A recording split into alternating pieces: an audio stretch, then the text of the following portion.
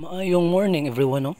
Karong adlaw na atay Honda Beat FI version 3 nga ilisa na tuog center spring, clutch spring o roller weights or bulak. Wow. Ang brand sa atong mga ipangpuli kay Sun Racing Performance.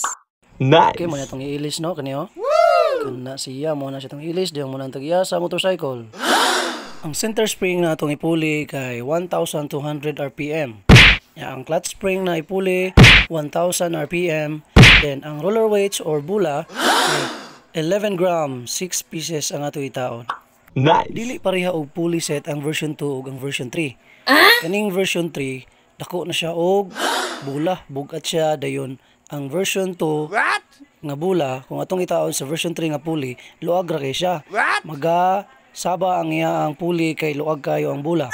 Para mataw nato ang bula nga gi-order sa customer, atong giilisa nang iya ang pulley.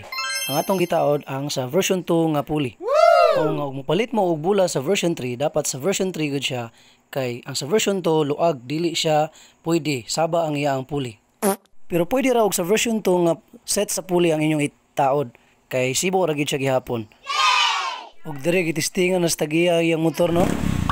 Nice. Agi, laos na dito.